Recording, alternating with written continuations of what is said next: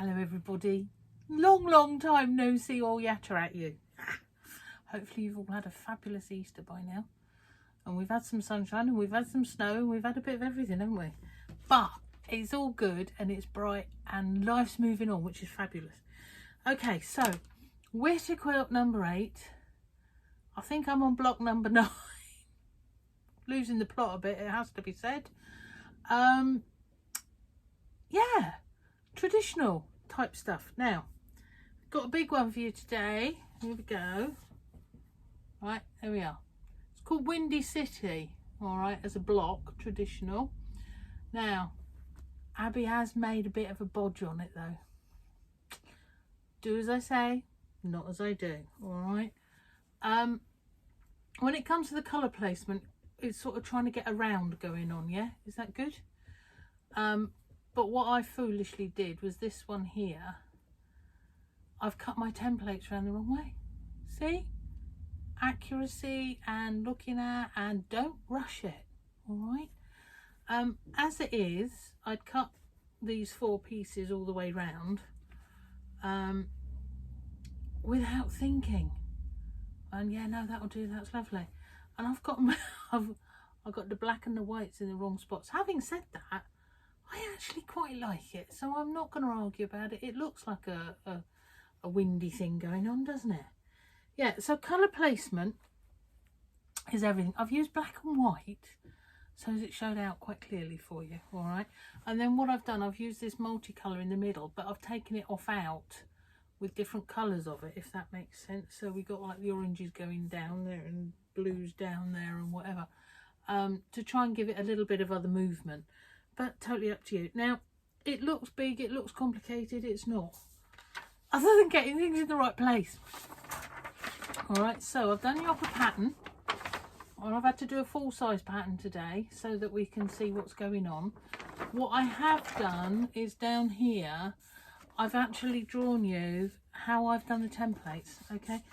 What I did, because of trying to get things the right way that I didn't manage to do, I actually cut cardboard template, all right? See, so this is what you do. You have to fiddle it around until you get the right bits in the right places.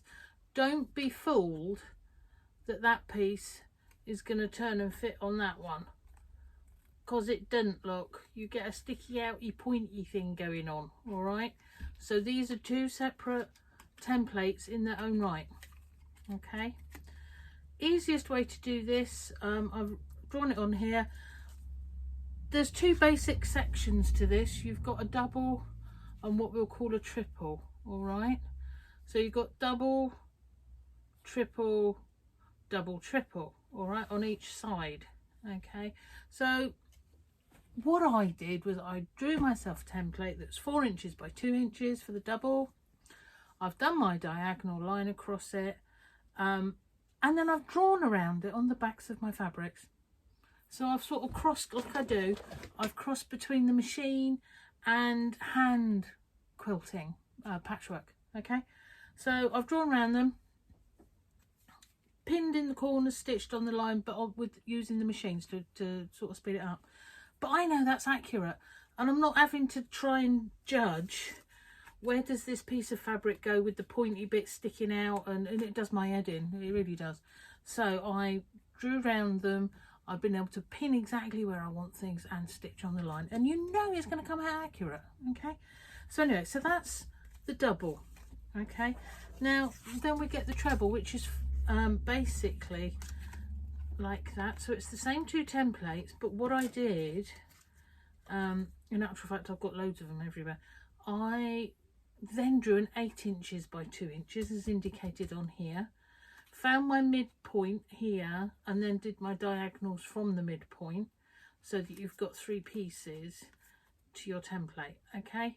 Now, as I say, these don't correspond, so when you're doing, mark your templates. I mean, mine I know has got writing all over the side that I need, and remember to reverse it, put it on the back of your fabric. If I were you, I would cut 1 of each and lay it out. Is it going to work? Is it as you want it? The centre panel is 4x4. The cornerstones going out are 2x2, so that's easy enough. You don't have to worry about them.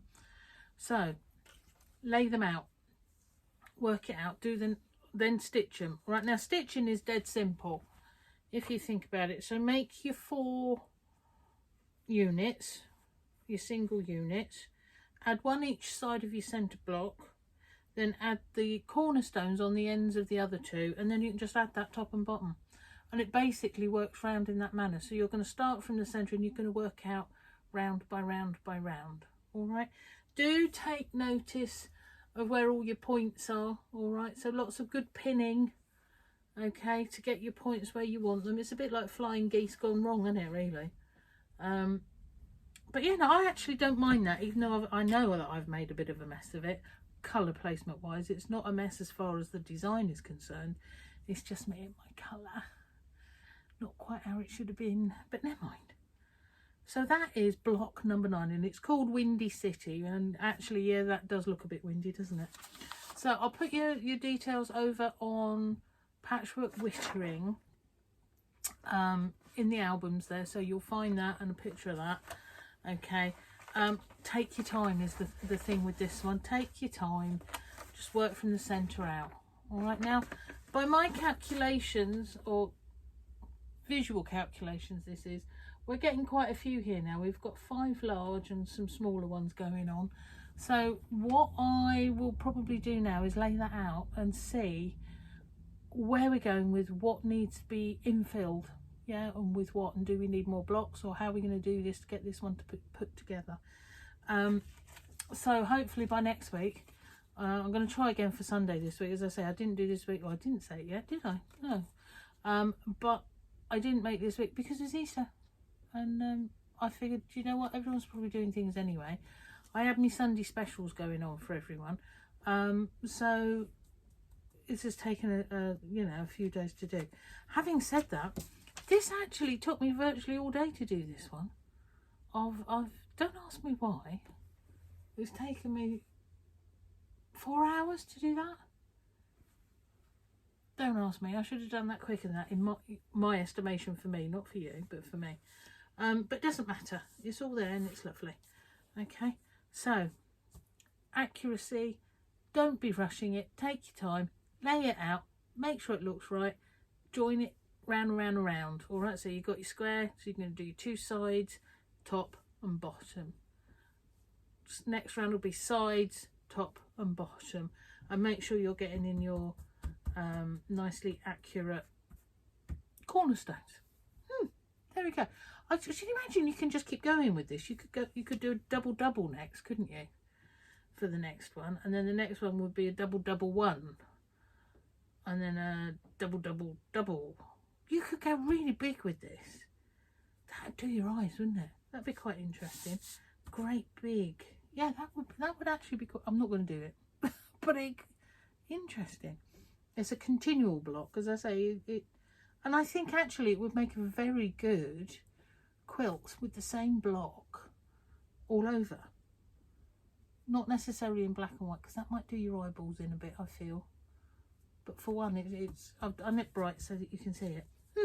Right, so there we go. What else is there to tell you? I'm on TV on the 9th of May, I believe, at 1 o'clock. On Craft Room TV, which I think was Hochanda. Well, I'm sure it was Hochanda, but I think it's called Craft TV now. So that's all very exciting. And there's loads of new patterns coming, and kits and stuff for everybody. So I've been head down doing all of that. So we're getting there now. Yeah, bit scary really, because I've got to do it all live. I do this, and if I don't like what I've done, I can delete it and I can do it again. So it's all a little bit ooh, scary, but it's going to be fun. I don't care. I'll make an idiot of myself. That's what I normally do. We don't mind that. But we're also having a debate about what colour hair do we have. I'm coming to the point where I might have to have my rainbow back. I haven't had my rainbow. It popped up in my Facebook memories today. I haven't had rainbow hair for 11 years. This section here is usually, it gets a bit OTT and becomes rainbow. So we might have a rainbow for TV. What the hell?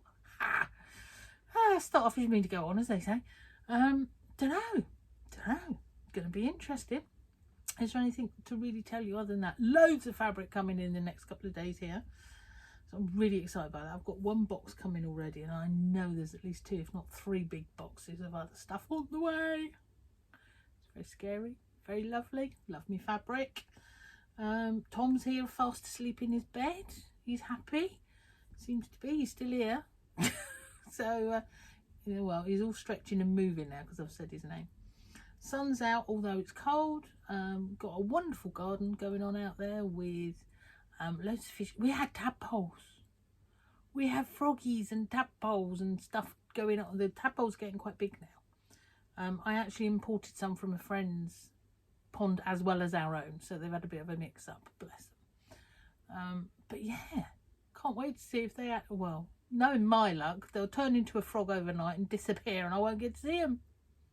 It's usually what happens, isn't it? But there we go. Right. Oh, that was silly.